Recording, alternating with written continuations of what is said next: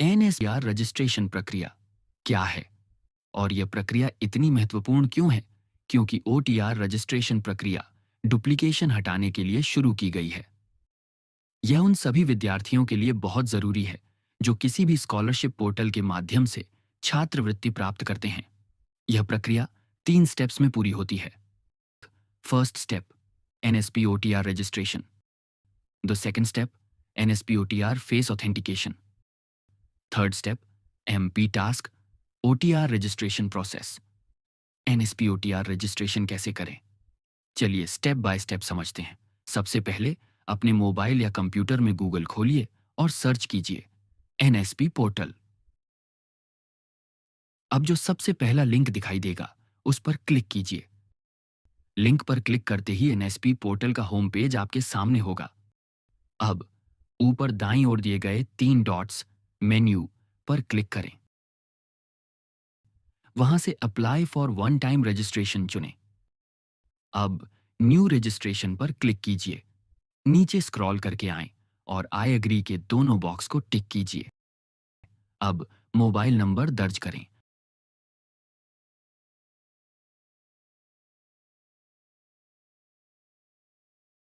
और gate OTP पर click करें।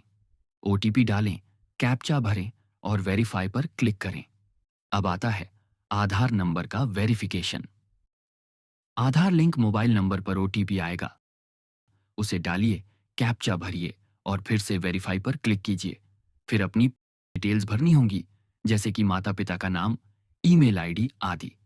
सारी जानकारी भरने के बाद कैप्चा डालिए और फिनिश पर क्लिक कर दीजिए।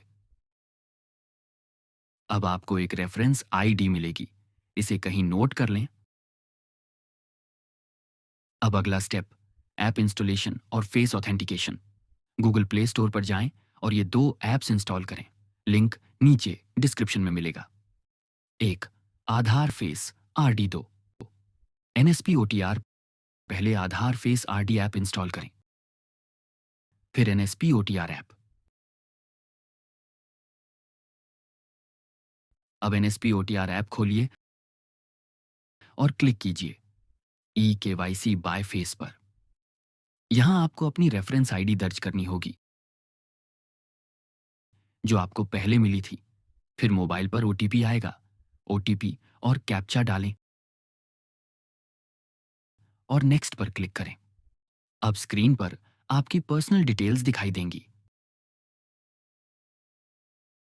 अब क्लिक करें फेस ऑथेंटिकेशन पर। कैमरे की परमिशन अलाउ करें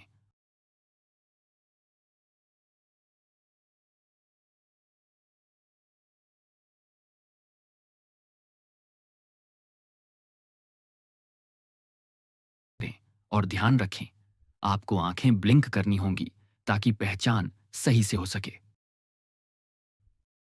फेस कैप्चर के बाद आपको एक नया ओटीआर रजिस्ट्रेशन नंबर मिलेगा।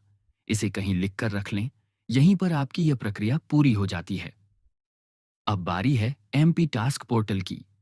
यदि आप एमपी टास्क पोर्टल के जरिए छात्रवृत्ति प्राप्त करते हैं तो एमपी टास्क प्रोफाइल में लॉगिन करें। फिर माय प्रोफाइल पर जाएं। वहां जो ओटीआर रजिस्ट्रेशन ऑप्शन है उसे चुनें। अब अपना ओटीआर रजिस्ट्रेशन नंबर दर्ज करें और सर्च पर क्लिक करें। यदि जानकारी सही दिखाई देती है तो रजिस्टर पर क्लिक कीजिए। आपकी प्रक्रिया सफलतापूर्वक पूर्ण हो चुकी है। कोई दिक्कत हो तो पूछिए।